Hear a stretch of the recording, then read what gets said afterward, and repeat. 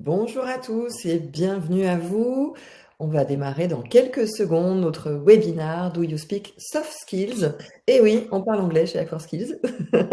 Prenez un café tranquillement, installez-vous et on va démarrer dans quelques secondes. Bienvenue à vous. Vous avez le chat en bas à droite de votre écran pour poser toutes vos questions. Hop, je m'y emploie tout de suite. Et donc, pour ceux qui nous rejoignent, bienvenue dans ce Webi-Atelier du 14 mars 2024 où on va parler soft skills et principalement alignement des RH et des managers pour recruter efficacement. On démarre du coup tout de suite. Donc, avant de présenter ces dames qui m'entourent, je suis Laure Domingos, la directrice conseil d'Act4 Skills. Act4 Skills, qui est l'agence conseil en développement et en communication RH du groupe Actual. Et j'ai la joie d'être entourée par ces drôles de dames. À commencer par vous, Marion. Bonjour à tous. Donc moi, je suis Marion Bonnet. Je suis chargée des ressources humaines pour le groupe Zolux. Pour ceux qui ne nous connaissent pas, c'est une enseigne spécialisée dans la conception et la vente d'accessoires pour animaux de compagnie. J'ai intégré l'entreprise suite à un remplacement il y a à peu près 1 an et demi, un petit peu plus d'1 an et demi. Et j'interviens principalement sur la partie recrutement, formation et développement de projets RH pour les 4 entités du groupe Zolux. Merci Marion. Et nous sommes également entourés d'Aurélie. Alors moi, je travaille chez Saven, qui est donc l'outil d'évaluation de Act4 Skills, l'agence de conseil en communication et développement RH du groupe Actuel. Merci Aurélie. Et Céline, à toi. Bonjour à tous. Donc moi, je suis consultante en développement RH au sein de Act4 Skills et je suis spécialisée dans la construction de référentiels de compétences soft skills sur mesure pour les entreprises, entre autres missions. Parfait, merci beaucoup Céline. Et nous devions voir Laura Esnar, qui est donc consultante en recrutement au sein de CCFD, également dans le groupe Actual.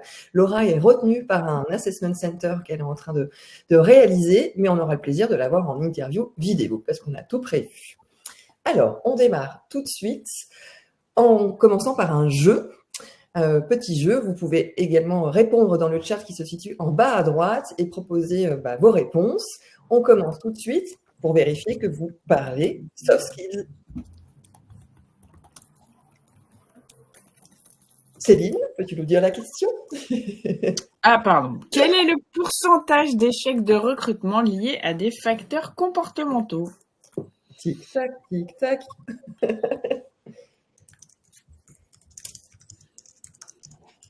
Hop, le chat est en bas à droite. Allez, donc le pourcentage d'échecs de recrutement à 60%. 60, ouais. Très élevé. Un chiffre plus précis peut-être, Tani? Ah, on donne sa langue au choix. Au chat, pardon. 75%. On donne sa langue au choix, c'est pas mal. Elle est pas mal celle-là, on donne sa langue au choix. Écoute, je vais la garder. C'est pas mal. La bonne réponse est 89%. 89%. Ouais. Tout à fait. Deuxième question. Quel est le pourcentage de RH qui déclare avoir un référentiel de compétences? Tic-tac, tic. D'après vous? Réponse dans le chat. Allez, allez. Je pense que... France aussi. Ok. 15. Ok. Aurélie, quelle est la bonne réponse? La réponse est de 57%. Et ce chiffre, il est issu de l'étude dont tu parleras tout à l'heure, le magazine Repère, qui est le magazine que Act4 Skills édite 2 fois par an et dont la nouvelle version, enfin en tout cas la version 2024, sort dans quelques jours, je crois, Laure. Tout à fait, pour le printemps. Troisième question, il y en a encore 2 en suivant. Et pour celles et ceux qui ont un référentiel de compétences, quelle est la proportion en pourcentage de référentiels à jour, c'est-à-dire qui correspondent réellement aux compétences qui sont attendues pour le poste? Oh, 50%, nous dit Céline. 50%, ouais. Ouais. Ah, c'est pas mal, hein, 50%, c'est pas loin. Et du coup, c'est pas mal, mais à la fois, ça fait un peu flipper, du coup. Mais bref. La bonne réponse est 44%, donc effectivement, on n'en est pas loin. Et en même temps, comme dit Aurélie, ça fait flipper, c'est-à-dire que si on s'appuie sur des documents qui ne reflètent pas réellement les compétences qu'on recherche sur le poste, que ce soit pour recruter ou faire évoluer, on agrandit quand même les chances de faire des erreurs. On continue à vérifier si vous parlez soft skills. La 4e et avant-dernière question, Aurélie. Et pour le coup, ce ne sera pas un chiffre, mais ce sera un mot. Quel soft skills, d'après vous, correspond à la capacité de s'adapter rapidement à des situations nouvelles ou technologiques?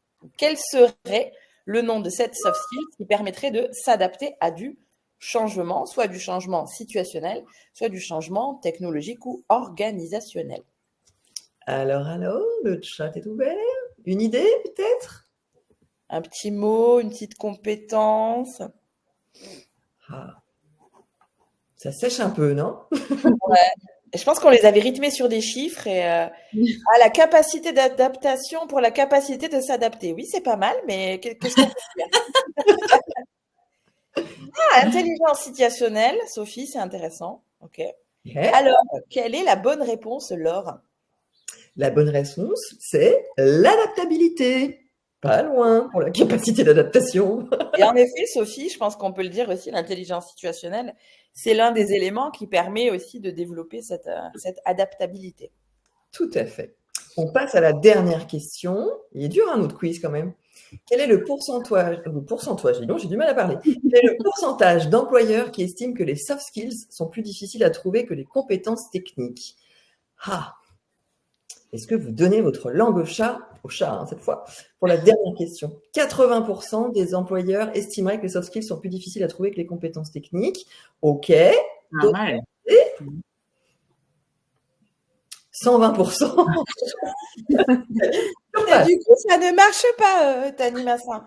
Sur un pourcentage à 100, on ne peut pas dire 120. Mais on a l'idée, on a compris ton message. La bonne réponse est que 77% des employeurs estiment que les soft skills sont plus difficiles à trouver que les compétences techniques. Une fois qu'on a fait ce test, on se dit, OK, bon, il y a encore un petit peu de progrès. Et on va pouvoir avancer sur ce sujet avec nos intervenantes, Céline, Marion et Aurélie. D'abord, tout le monde parle de la compétence et des soft skills, Céline. Mais pourquoi donc on en parle tout le temps? Parce que dans un monde qui change, qui est en perpétuelle mutation, en fait, toutes les études qui ont été menées vont dans le même sens, à dire que les soft skills sont plus importantes que les hard skills dans la prédictivité de performance sur les postes. Une fois qu'on a dit ça, en tant que RH, on est bien avancé parce que comment on gère l'évaluation et surtout la connaissance. Qu'est-ce que c'est qu'une soft skill? Comment on fait pour monter en gamme sur le sujet? Alors nous, on a choisi déjà de s'appuyer sur une définition bien précise parce que ça permet de bien cerner les choses. La définition vient d'une sociologue qui a étudié le sujet de la compétence pendant toute sa vie.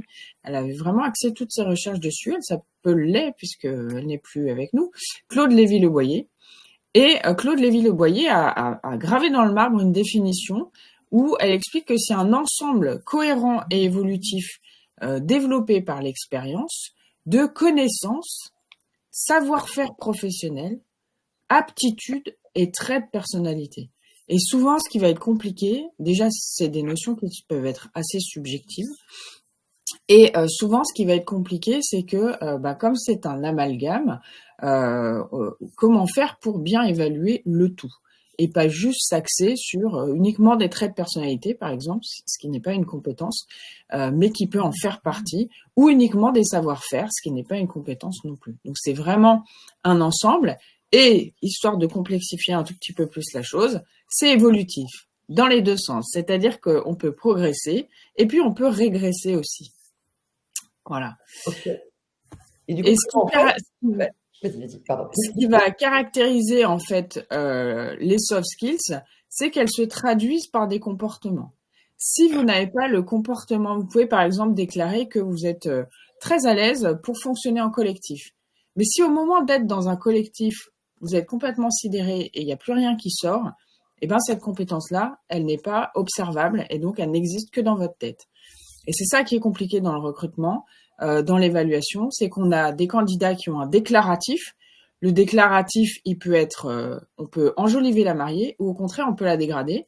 C'est-à-dire qu'on peut se sous-estimer, se surestimer. Ce qui va vraiment faire la différence, c'est de voir le comportement. Parce que le comportement, le fait d'observer la compétence en situation, eh ben ça, c'est réellement prédictif pour la réussite dans la fonction. Ah, justement, on a quelques chiffres autour de la prédictivité. Voilà. Alors, est-ce que c'est vraiment prédictif? Bah oui, il y a des études qui se sont penchées sur le sujet, notamment au sein de Google DRH, la direction RH de Google avait conduit une étude très très importante sur une grande cohorte de personnes pour voir ce qui marchait. Alors, la prédictivité nulle étant à 0 et maximale étant à 100, la prise de référence uniquement serait à 10%. Un entretien au fil de l'eau, c'est-à-dire non préparé, non structuré, qui ne cherche pas réellement de compétences, c'est uniquement 30%. Le test de personnalité seul, c'est 40%. Ça, c'est très important parce qu'il y a beaucoup de questionnaires de personnalité en ce moment qui disent « utilisez-nous pour recruter ». Ben oui, mais non, en fait, pas que. Des mises en situation et des tests d'habileté seuls, attention, c'est 50%. Un entretien structuré, donc où on va déjà commencer à réellement aller chercher de la compétence, c'est 60%. Et le summum, mon chouchou, c'est l'Assessment Center, c'est-à-dire la multiplication de mises en situation, plusieurs, avec des questionnaires et avec un entretien. Et là, on arrive, alors nous, selon notre expérience, on peut même aller jusqu'à 80% de prédictivité de réussite sur le poste. Waouh! Et finalement, Aurélie, pourquoi c'est si urgent d'évaluer les soft skills? Du coup, c'est urgent pour 2 raisons. D'abord, la première, c'est que l'obsolescence des compétences techniques, elle s'accélère. Et aujourd'hui, ce qu'on sait, c'est qu'au-delà de 2 ans, les compétences métiers qu'on détient, elles sont plus du tout raccord avec le besoin qu'on peut avoir en situation. Et aussi, il y a un besoin urgent et que nous, on voit dans les contacts qu'on peut avoir avec des entreprises. On va en parler avec The Lux, avec lequel on travaille depuis plus d'1 an et demi, et aussi des cabinets. C'est qu'aujourd'hui, les candidats se sentent très frustrés et souvent à raison, parce qu'ils ont la sensation qu'on ne les évalue que sur leur CV. Et sauf qu'un candidat, c'est pas juste un CV, c'est pas juste de la compétence métier, c'est aussi de la motivation, des leviers, etc. Du coup, Marion, j'aimerais bien que tu expliques qu'est-ce qui a fait que chez The Lux, vous vous êtes dit, bah oui, il faut absolument qu'on commence, la première étape, c'est d'inclure l'évaluation des soft skills dans notre process de recrutement. Effectivement, il faut savoir que The Lux, à l'origine, c'est une entité vraiment très familiale et qui a toujours fonctionné dans son recrutement par le biais de son réseau. Mais au bout d'un moment, ça marche plus. Et lorsque le Covid est arrivé, on a dû faire face à une vague vraiment très très importante de recrutement. Le service RH n'était pas staffé, donc tous les recrutements passaient via des cabinets. Nous, ça a engendré des coûts de recrutement assez importants. Et quand j'ai pris mon poste, le but, c'était vraiment de réduire ces coûts, puisque m'ayant intégré et venant du monde du recrutement, j'avais la compétence en interne pour recruter. Mais j'avais besoin d'un outil d'aide au recrutement et c'est vrai que j'avais conscience que les enjeux d'évaluer plutôt les compétences comportementales à l'inverse des compétences techniques, puisque celles-ci on peut les apprendre. Pour moi, c'était vraiment ça le plus important et ma DRH avait exactement le même point de vue. Donc on a décidé de chercher un partenaire du coup pour nous accompagner sur les recrutements. C'est pour ça qu'on a choisi Saven. Et puis c'est vrai qu'en second temps, dans le même projet de développement RH, on voulait créer un référentiel métier pour toutes les entités du groupe. Voilà, parce qu'à date, en fait, on a 4 entités avec 2 conventions collectives différentes, malgré qu'on ait des métiers identiques. Donc, c'était un peu la complexité. Très bien. Merci beaucoup, Marion. Et par rapport à ce qu'on vient de se dire, donc Céline et Marion et Aurélie, vous avez parfaitement résumé la situation. C'est urgent d'évaluer les soft skills. Et Marion, merci d'avoir partagé effectivement votre expérience, pourquoi vous êtes venue à ce cheminement-là. Et ce qu'on a peut-être un peu tendance à oublier, et sur quoi on voulait mettre l'accent là tout de suite maintenant, c'est qu'il y a un intérêt aussi pour les managers de co-construire ou de créer un référentiel de compétences. Et je pense que tu peux expliquer, Marion, qu'est-ce qui a fait. Donc, votre première étape, ça a été de vous dire, bah voilà, on a 4 entités avec 2 conventions collectives différentes. On a besoin de structurer, d'homogénéiser. Il est dur à dire, ce mot. Et à la fois, tu avais un enjeu, justement, de managers qui étaient là depuis un certain temps et pour lesquels, quand on s'est rencontrés la première fois, tu m'as dit j'ai envie, mais je suis pas sûre que je vais arriver à les faire bouger. Et un an et demi après, je crois que les choses, elles ont bien changé. Je pense que c'est intéressant que tu nous en parles. Ouais, ça a beaucoup évolué. Ça a beaucoup évolué, comme je disais tout à l'heure. Effectivement, on recrutait beaucoup par réseau. Donc, on avait des managers qui étaient arrivés en poste, mais qui auparavant n'étaient pas du tout managers finalement. Donc, ils n'avaient pas du tout l'habitude d'avoir de process vraiment RH définis. Donc ça, c'était déjà notre premier enjeu, de créer un process RH propre. Et puis, le deuxième enjeu, c'était de faire accepter tout ça à nos managers. Ils se débrouillaient tout seuls sur la partie du recrutement, donc c'était un petit peu brouillon. Il a fallu imposer notre volonté de travailler différemment, leur prouver que le recrutement c'était vraiment une mission complexe qu'on pouvait pas du tout improviser. Ça c'était vraiment le gros point. Et puis finalement, on a commencé les recrutements en utilisant le test, en leur montrant, en les impliquant, en leur expliquant. Et là, on a un petit peu de recul quand même pour voir qu'effectivement, ils ont complètement changé de vision. Ils nous sollicitent énormément. Ils veulent le test. Ils veulent même essayer eux-mêmes de le passer pour voir ce que ça donne, à quel niveau ils en sont, etc. Donc, c'est hyper intéressant. Et maintenant, le but, c'est aussi qu'on s'en serve pour les promotions internes et puis pour notre référentiel de compétences. Top. Et finalement, ce que vous résumez, Marion, au travers de ce parcours avec l'alignement RH et manager et votre capacité justement à embarquer tout le monde dans l'aventure, c'est finalement un peu le sujet de l'année 2024 où concrètement, on a besoin de se sentir pour vraiment être engagé, d'être engagé là où on peut se faire plaisir et réussir, donc avoir une capacité en fait de pouvoir évaluer de manière plus sécurisée, avec un process un peu plus défini. Ça permet que les RH mais aussi les managers se sentent plus à l'aise et donc soient plus engagés aussi dans l'entreprise pour justement évaluer ces soft skills. Donc du coup, vous êtes en plein dedans dans ce parcours que beaucoup d'entreprises doivent vivre. Là, on est en plein dedans et puis c'est vrai que ça nous fait vraiment plaisir de voir que en fait ils sont contents maintenant de recruter. C'est chouette. Et ça participe aussi à un sentiment, en fait, à lutter contre le sentiment d'injustice et d'impuissance, puisqu'on sait que quand on a un système d'évaluation et d'évolution qui est juste et adapté à votre ADN, parce que c'est ce que vous avez fait, que vous avez vraiment adapté à l'ADN de l'entreprise, ça permet de se dire, on est jugé, entre guillemets, évalué de manière équitable et un peu plus, du coup, rassuré. On se dit que finalement, on est sur le même pied d'égalité avec des critères rationnels qui permettent de bien évaluer. Donc, ça permet vraiment de créer des conditions de l'engagement. Et en effet, les conditions de l'engagement sur l'année 2024, c'est 3 facteurs. Vous avez le deuxième qui est du coup bien travaillé, ce système d'évaluation et d'évolution des talents qui est juste et adapté à votre ADN. Et ensuite, tout peut refléter sur la marque employeur, par exemple, mais aussi sur le management, puisque les managers se sentent plus investis, en tout cas plus en notion de maîtrise des sujets et d'évaluation des soft skills, et donc plus engagés. Ça correspond à peu près à ce que vous vivez, Marion, je pense. Oui, c'est ça. C'est à peu près ça, oui. Tout à fait. Parfait. J'ai juste envie de rajouter que ce que dit Marion, c'est très important parce que ça prouve que c'est possible. Attention, ça prend du temps. Ça prend du temps, mais c'est possible en fait. Et je suis sûre qu'il y a plein de RH qui disent non, j'y arriverai jamais. Honnêtement, on n'était pas sûre. Hein. Aurélie peut. Vous aviez une telle envie. Même si le contexte était quand même un poil tendu, avec toute la motivation que vous aviez. Non, et je pense que l'élément clé que tu as cité, et je suis d'accord avec Céline, il faut le renoter. Je pense qu'il faut que les gens qui nous écoutent et qui doutent se disent que oui, c'est possible. Tu as quand même dit, maintenant, les managers, ils adorent recruter. Je pense qu'on devrait la mettre en post-it sur tous les bureaux, quoi. C'est vrai que il est réussi. Ça vient d'eux, hein, clairement. Quand on ouvre un poste, Marion, t'as fait passer le test? Tu peux me montrer? Enfin, ça vient vraiment. Ils sont dans l'attente de ça. Chouette. Justement, Céline, tu disais oui, c'est possible. Et est-ce qu'il n'y a pas une méthode que tu pourrais nous partager? Ça prend un peu de temps. Voilà. Nous, on a une méthode pour construire des référentiels de compétences sur mesure. On a commencé par construire le nôtre, hein, il y a un certain nombre d'années maintenant, dont tous les consultants se servent au quotidien au sein de la branche recrutement. Et on s'en sert dans les assessments, on s'en sert dans les entretiens, etc. Et puis, on peut faire ça chez nos clients.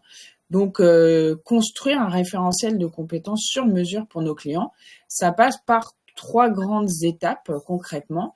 On va interviewer pour un poste. Alors, on peut le faire pour un poste. Là, je vous décris la méthodologie pour un poste. Ça peut être pour une entreprise ou pour une strate hiérarchique. Voilà, ça c'est à creuser en fonction des besoins. Mais là, on vous donne un exemple de méthodo sur un poste. Donc là, on va interviewer 6 à 12 personnes sur des fonctions variées, dont le poste en question, évidemment. Il faut qu'il y ait 3 ou 4 représentants du poste en question. Et puis, il va y avoir ce qu'on vient de dire, c'est-à-dire des personnes des ressources humaines et des opérationnels, des managers, voire même la direction, si c'est un poste un peu stratégique. Et donc, on va analyser et faire croiser les regards sur quelles sont leurs missions, quelles sont leurs compétences, quelles sont leurs qualités, quelles peuvent être leurs sources de motivation ou de démotivation, etc. Ensuite, on va réunir 10 à 12 personnes, pas forcément les mêmes, mais un panel aussi représentatif pour co-construire en intelligence collective. On part de rien. Moi, j'arrive pas avec un référentiel de compétences que j'ai construit dans ma tête et que je refais valider. Pas du tout.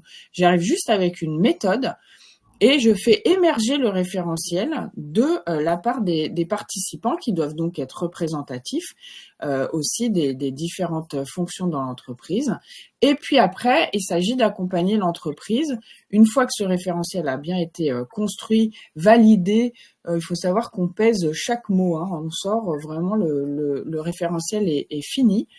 Et on va accompagner l'entreprise pour lui expliquer ou intégrer ce référentiel au sein de ses outils, que ce soit pour du recrutement, de la mobilité, mais aussi de l'évaluation annuelle, etc. Voilà comment on fait. Il y a des étapes. En 3 minutes, ça prend un tout petit peu plus de temps, mais pas beaucoup. Oui, mais du coup, ça donne envie. On se dit, on va pas y arriver. Et il y a peut-être des étapes aussi à respecter pour compléter ce que tu dis, Céline. Alors, évidemment, il faut savoir ce qu'on cherche, c'est-à-dire savoir être bien au clair sur ce qu'on cherche. Est-ce qu'on cherche vraiment à évaluer les compétences comportementales ou est-ce qu'on a juste besoin d'un référentiel de compétences techniques? Donc ça, c'est la base. Et puis sur quel poste exactement? Il faut bien cerner les périmètres de la mission. Ensuite, on va construire un langage commun qui correspondent à la culture et aux valeurs de l'entreprise. C'est pour ça que nous, en amont, on fait vraiment un travail avec les entreprises pour mettre ça en adéquation et que ce soit pas complètement parachuté. C'est-à-dire que, en fait, ce qui est super important, c'est qu'à la fin, quand les personnes vont lire le référentiel, ça va être une évidence. Ah bah oui, c'est ça qu'on cherche. Sauf que là, c'est très structuré, c'est facile à appréhender, c'est logique, ça fait sens, mais c'est pas du vocabulaire. Si par exemple on utilise notre référentiel pour une entreprise très très éloignée de notre secteur d'activité, peut-être qu'il y a des mots qui vont pas, ça va pas matcher avec la culture de l'entreprise. Donc là, on va vraiment faire un travail autour de la sémantique, autour du vocabulaire, pour que tout le monde soit à l'aise en fait, que ce soit vraiment un référentiel de compétences qui soit ancré dans le quotidien des personnes. Et on va le décliner en comportement gagnant, donc ça fait le lien avec ce que j'expliquais tout à l'heure. Quand on cherche des soft skills, les soft skills, c'est des compétences comportementales, ça veut dire qu'on cherche des comportements des comportements qui sont ceux qu'on recherche au sein de l'entreprise. Et à l'inverse, on peut aussi travailler sur le négatif, c'est-à-dire les comportements qui sont à proscrire, dont on ne veut plus. Voilà. Et ça peut être intéressant de faire ce travail, ça gratte un peu, mais ça peut être intéressant pour dire ça, voilà, par exemple, ne jamais décrocher son téléphone, je vous donne un exemple, c'est un comportement à proscrire. Si je veux être réactif et à l'écoute de mes clients, je me planque pas derrière mon bureau et je décroche le téléphone quand il sonne. Je vous donne un exemple, c'est du vécu. Mais voilà, ça peut être intéressant aussi de creuser l'autre versant, quoi. Est-ce que Marion, cette méthode concrète que Céline nous a décrite, et du coup ça vous parle, ça a une résonance pour vous? Oui, nous on a une logique un peu similaire dans le déploiement de notre référentiel. On a commencé en fait par plutôt une étude de pertinence sur ce qui se faisait à l'externe déjà. comparé à ce que nous avions en interne. On a commencé à effectuer des interviews, donc là je rejoins Céline, des interviews métiers avec et les managers et les collaborateurs pour comparer leur vision du même poste. On a réécrit nos fiches de poste et après le but, alors là on en est encore à ce stade, mais le but c'est d'effectuer des revues de personnel avec les managers pour montrer éventuellement quelles lacunes pourrait avoir le personnel sur telle ou telle compétence. Du coup, nous, en tant que RH, pouvoir les former pour les aider à être totalement opérationnels, ou au contraire, mettre peut-être en lumière des talents que nous, on n'aurait pas forcément décelés au départ. Donc, c'est aussi le but de pouvoir promouvoir la mobilité en interne et vraiment de construire une GEPP, en fait. Top. Justement, ça fait une belle transition avec ce que ça vous apporte, en fait, toute cette méthodologie, le fait d'avoir co-construit votre référentiel de compétences et avoir instauré un test comme Savan. Oui, c'est ça. C'est vraiment ça. C'est harmoniser les process pour les 4 entités. Comme je vous disais, avec les 2 conventions, c'était un peu le sujet complexe. Et puis nous aligner avec nos managers, pouvoir faire en sorte qu'ils nous suivent dans la démarche et vraiment construire une vision à long terme. C'est top. Aurélie, tu veux peut-être compléter ou du coup co-construire? Oui, l'idée c'est que le travail qu'on a fait avec Marion et l'analyse aussi du contexte organisationnel de Zolux, c'est que il y avait un enjeu d'harmonisation de pratiques et que la première porte d'entrée qu'on a choisi de prendre, c'est celle de d'abord faire comprendre par la pratique aux managers que oui, les soft skills, ça avait un réel intérêt en fait. Et que c'était pas juste de l'affichage, c'était pas juste du marketing, il y avait un réel impact, ça allait les aider à mieux comprendre comment ils devaient recruter, ou en tout cas comment ils pouvaient mieux recruter, et aussi d'y voir des bénéfices directs sur la partie recrutement, puisque ces managers, c'est eux qui travaillent avec les personnes qu'ils ont en entretien. Donc, la première étape, elle a été gagnée. Et la deuxième étape, c'est celle qu'elles sont en train de faire sur la partie élaboration du référentiel.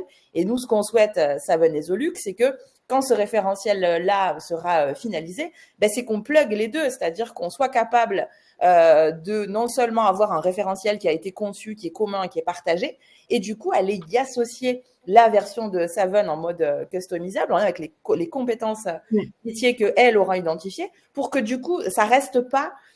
Parce qu'on l'a vu au début du webinaire, souvent, on fait une action de référentiel de compétences et puis 44% du temps, ça reste là, c'est joli, on a des jolies fiches de poste, mais personne l'utilise. Et en vrai, si personne ne l'utilise en général, c'est qu'il n'y a pas un outil d'évaluation qui est plugué derrière. Donc, si je caricature un peu, les RH se sont fait plaisir parce qu'elles ont créé leur référentiel.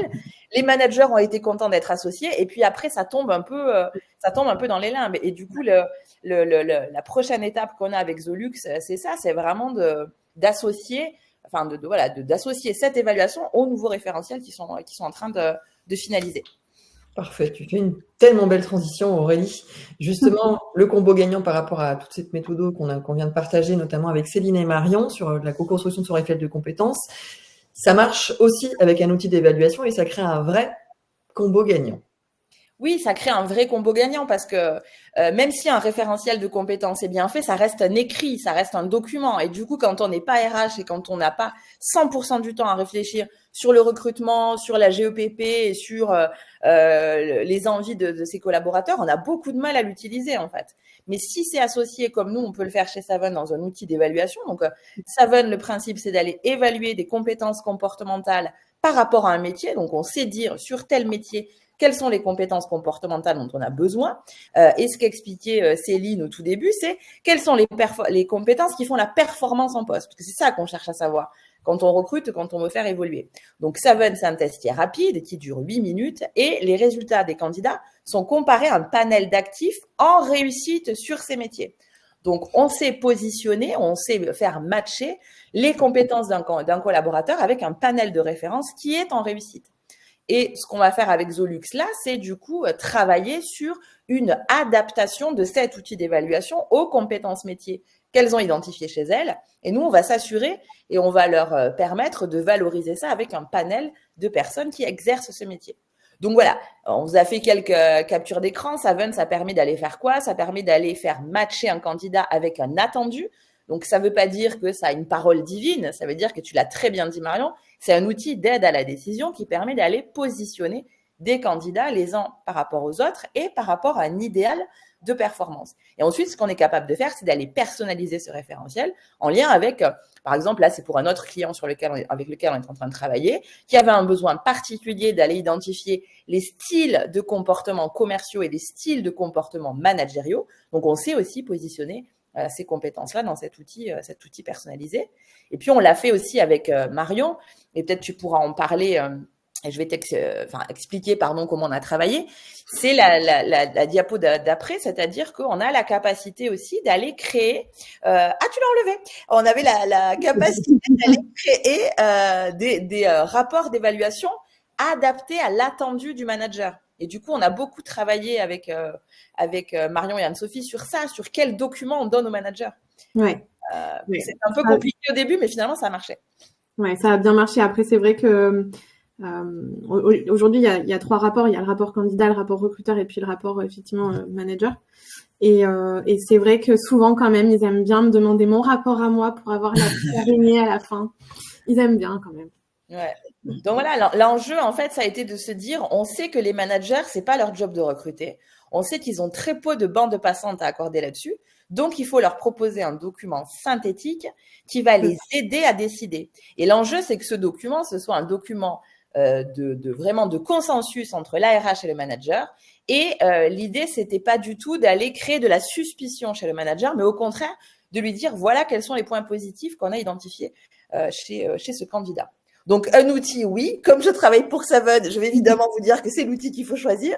Sinon, je serais un peu idiote. Mais pourquoi il faut le choisir? D'abord parce que, et tu l'as très bien dit, Céline, la personnalité toute seule, c'est une indication, mais qui n'aide pas à prendre la bonne décision. C'est-à-dire, on sait comment le candidat est dans la vie, mais on ne sait pas comment il va se comporter. Et donc, Savon, c'est vraiment d'aller mesurer des comportements professionnels, des comportements observables. Voilà ce que je pouvais dire pour mon petit instant promo. Merci beaucoup Aurélie. On arrive à la fin du webinaire et on voulait quand même vous livrer 3 écueils à éviter, les 3 erreurs à éviter pour bien réussir à co-construire son référentiel de compétences, bien évaluer avec un outil comme Savon et surtout aligner les RH et les managers. Le premier écueil, la première erreur à éviter, Aurélie, c'est comme tu l'as dit. Ben ouais, c'est de se dire qu'on a tous envie de faire des soft skills. Ça, c'est les derniers chiffres de l'étude LinkedIn qui disent que 83% des DRH, ils ont envie de renforcer l'évaluation des soft skills. 53% d'entre eux, ils pensent que ça permettrait de sécuriser leurs décisions et ils sont persuadés aussi que ça leur permet d'identifier le potentiel des candidats. Sauf qu'entre le dire et le faire, il y a toujours un moment qui est compliqué. Donc là, l'idée, c'est, par exemple, si on prend ton exemple, Marion, où on a une entreprise avec 2 conventions collectives différentes, 4 entités, c'est possible en fait. Il faut juste trouver la bonne méthode, le bon moment et du coup, de juste passer à l'action en fait. Et là, du coup, c'est là où on aurait dû avoir l'intervention de Laura, mais qui, du coup, comme tu l'as dit en intro, est un assessment center, donc elle va expliquer. On a un autre enjeu aussi, c'est une fois qu'on est les décisionnaires, c'est-à-dire Marion et Anne-Sophie qui ont décidé de mettre en place une solution d'évaluation, en fait, elles n'ont pas pu le faire toutes seules parce que si on fait tout seul, on embarque personne. Et là, je te laisse du coup faire le lien parce que c'est toi qui as fait la vidéo avec Laura sur comment on peut faire aussi pour déployer auprès d'une grosse équipe de recruteurs. C'est ça, tout à fait. Donc, Laura fait partie de l'équipe des précurseurs justement pour pouvoir permettre l'implémentation de Savon au sein de CCLD et elle nous fait la joie, et je vais tout de suite basculer mon écran, ça dure une petite minute, de nous partager simplement son expérience. Voilà, alors hop, je vais le faire tout de suite. Normalement, vous allez avoir le son. C'est marqué 3 minutes. Pour moi, ça veut dire plein de choses, mais précurseur pour Savon, ça voulait surtout dire pouvoir tester Savon en avant-première et pouvoir par la suite présenter, former et accompagner du coup les collaborateurs CCLD dans ce changement d'outils, on peut dire, de pré-évaluation. Un peu coupé. Tu lui as coupé la chic. Plutôt première phase découverte, compréhension et se dire si on a des freins, comment on peut travailler sur ces freins-là pour que nos collègues puissent être rassurés par la suite, puisqu'on pensait aussi à l'étape d'après, qui est les collègues. Après, on a eu l'étape assez longue finalement de phase de test, nous dans nos pratiques du quotidien, vis-à-vis des candidats, vis-à-vis des clients. Pareil, c'est un changement pour eux. Donc, comment on aborde ça finalement, et ce qui nous a permis du coup, fin d'année 2023, de lancer du coup la phase présentation et formation des collaborateurs CCLD à l'outil.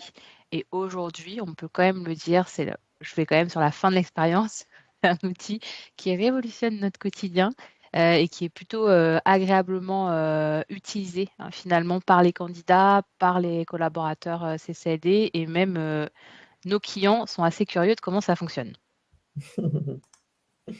Voilà, merci Laura, elle nous a fait quand même l'honneur de réaliser cette vidéo. On arrive à la fin. Est-ce que Marion, vous voulez compléter aussi par votre expérience de l'implémentation de Saven dans l'entreprise? Oui, c'est ce que j'allais dire. C'est vrai que je fais toujours ma petite enquête en entretien. Je demande toujours aux personnes que je rencontre ce qu'ils ont pensé du test. Et en règle générale, c'est très, très positif. Donc non, moi, je le recommande à 100%. Parfait, merci beaucoup. Eh bien, le temps est passé à une vitesse folle. On arrive à la fin. A priori, il n'y a pas de questions, donc je ne vais pas pouvoir vous interviewer à nouveau, mesdames. Mais comme on est comme ça chez Act4Skills et chez Saven, on vous fait le cadeau suivant, c'est de pouvoir tester le Saven, évidemment, avec un débrief offert par Tani qui nous suit également. L'idée, c'est que vous puissiez vivre l'expérience du test Saven, et également, et ça c'est super chouette, merci Céline de nous partager ton temps, l'occasion pour vous qui êtes intéressés, et je vais mettre les liens tout de suite dans le chat, de pouvoir échanger avec Céline sur un créneau de 30 minutes par rapport à votre référentiel de compétences. Et peut-être que, du coup, Céline, je peux te laisser peut-être compléter un petit peu ce sujet-là pour donner envie de faire un moment avec Oui, ça peut être, on part d'une base existante parce que vous en avez une, mais vous savez pas trop ce qu'elle vaut, vous avez des questions par rapport à ça, est-ce que mon référentiel il tient la route, etc. Ça peut être, moi j'ai pas de référentiel, par où je commence. Ça peut être, moi j'ai 150 postes dans mon entreprise, je vais pas construire 150 référentiels, est-ce qu'on peut en parler? Voilà. Tout ce qui tourne autour des soft skills et des référentiels de compétences, ou de l'évaluation de la compétence comportementale, ça peut être aussi, on peut sortir un peu du cadre référentiel, l'évaluation surtout, Saven également, effectivement. Donc voilà, n'hésitez pas, si vous avez la moindre question et pas forcément envie de la poser en public, je suis à votre écoute. Merci beaucoup Céline. Les liens pour tester Saven sont dans le chat, et également vous avez le QR code, et donc pareil pour le lien vers le calendrier de Céline. Si bien sûr on n'a pas abordé tous les sujets, n'hésitez pas à toutes nous contacter sur LinkedIn. Donc Marion, chargée de ressources humaines Zolux, évidemment Laura, même si elle n'était pas avec nous, elle était là quand même par la pensée avec cette vidéo, et évidemment Céline, notre experte soft skills, et Aurélie, notre experte Saven. On espère que vous avez passé un très bon moment, et peut-être que je vous laisse le mot de la fin, mesdames. Peut-être à vous, Marion. Moi, je voulais remercier l'équipe de Saven qui nous accompagne vraiment super bien au quotidien, Aurélie et Tani, que j'ai eu surtout en échange. Mais en tout cas, la moindre question, ils sont toujours à ma dispo, et ça, c'est vraiment appréciable. Donc, j'espère que notre collaboration va durer encore longtemps. Mais oui, toute la vie, Marion. Si c'était possible, ce serait chouette. Merci en tout cas d'avoir accordé du temps, de nous avoir accordé du temps, Marion, parce que je sais que ton quotidien, il est chargé, et tu as pris ces 45 minutes avec nous. Donc, merci infiniment pour être là ce matin avec nous. Merci de nous avoir invités, en tout cas. Avec grand plaisir. Merci beaucoup à toutes les trois. Merci à tous. On vous souhaite une bonne journée. Merci, à bientôt. À bientôt. À bientôt.